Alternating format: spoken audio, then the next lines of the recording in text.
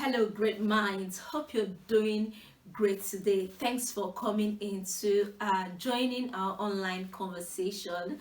Hope you have been enjoying the series so far. We have so many materials, so many contents that will be valuable to you. We just finished the fear series. For now, we can talk about fear because there are still so many things we are yet to explore in the fear series, but we are putting a pause to it for now, which will continue later in the future.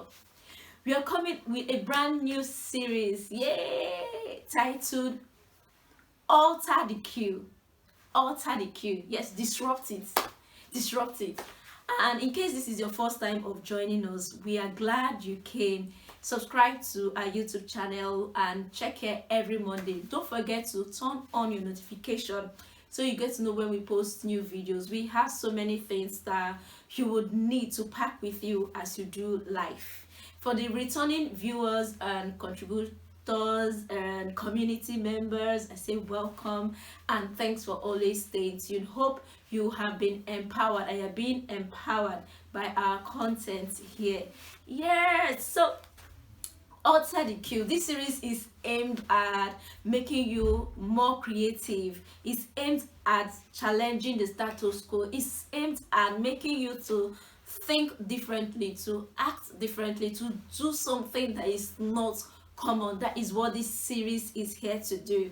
And I will start by saying that what is it that you're doing that you have carried over time? What is it that you're doing that has been like that? You never understand it, but you kept doing it and you're still doing it. What is it? Let me tell you something. I remember growing up and my mom would parboil rice. You know what parboiling is? It means that after washing the rice and putting it in a pot, you put water in it, place it on the fire.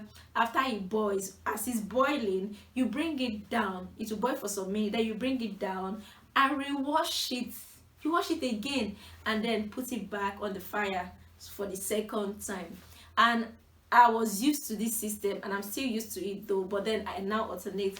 And then one day I saw someone, the way she was also doing it. This person was kind of around my age, just a year older than myself, and the person just brought the rice, washed it once and placed it on the fire and never brought it down to wash for the second time.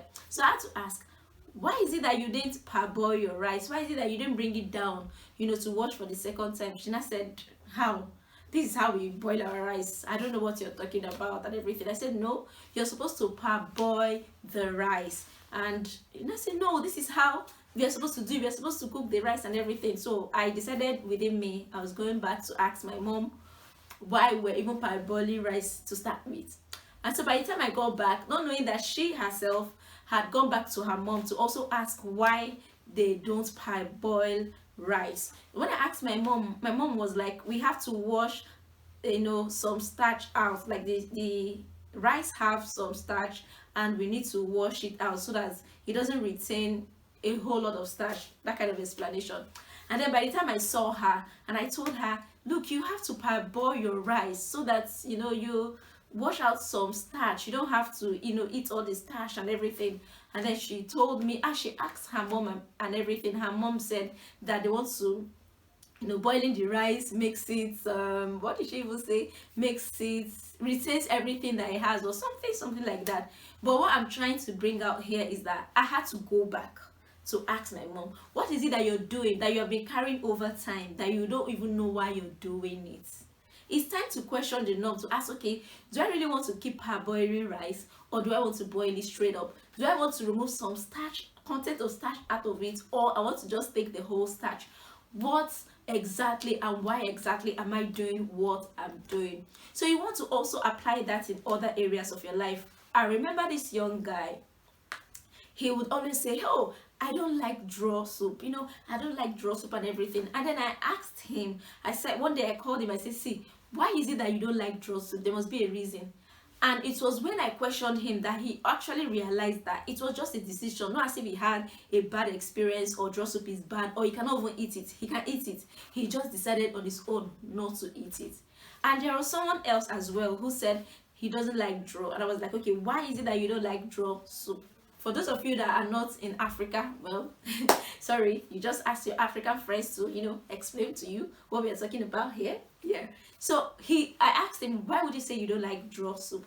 And he told me that there was a time in their house where it was what they ate regularly, and there was this time that the soup has gotten sour, but they didn't notice because it was draw soup, so they didn't even know that things were already wrong. And by the time they dished it out to eat, they realized that the meat in it is dried and everything, and everybody started complaining that there's something wrong with this soup, there's something wrong with this soup. And then they realized that the soup had got sour. So since then he was like that he didn't like draw soup. Whenever he takes it, he remembers that experience of eating what is already sour. And that is a very good reason or very good base to say, okay, I don't take these things. What is it that you don't take as a person that you just don't know the reason why you don't take them? Or because your family say, oh, we don't take this thing, then you also say, oh, I don't take this thing. What is it that you're doing in your office that you met that way? Not because you cannot create something, a better way to do that, but because that is how they be doing it. You don't want to question the norm. You don't want to alter the queue and say, oh, I know this is where everybody has been lining up. Me, I want to step out, and create positive lasting change to do things better. How have you been doing what you're doing? What are you following? What is, whatever it is that we find ourselves in, whatever we're doing, there's always a better way to do it. And so this series will be a call to action for us to look out for those things that we are doing and find out the reason why. Because if we talk about breaking generational curses, breaking this, it can just be from questioning the norm. It can just be from altering the queue. It can just be from stepping out of where everybody's already lining up. So let it be a charge to you that you look within your life, you look around you in everything that you've been doing. What is the reason behind it? Why are you doing it? Is there a better way to do it? It's time to question the norm. It's time to cause a lasting change. It's time to break generational curse, break generational stagnancy, break that barrier in your office, break that barrier in the church, wherever you find yourself. It's time to cause a lasting change. It's time to alter the queue where you are standing. Thanks a lot, and we hope to see you in our next video. Feel free as usual to put your contribution to this. Tell me why you do the things you do, what you do that is regular, or what you do that you don't even know the reason why you do that. Let me know in the comment section. Let's have this conversation. Until we meet again, do have a great day. Ciao.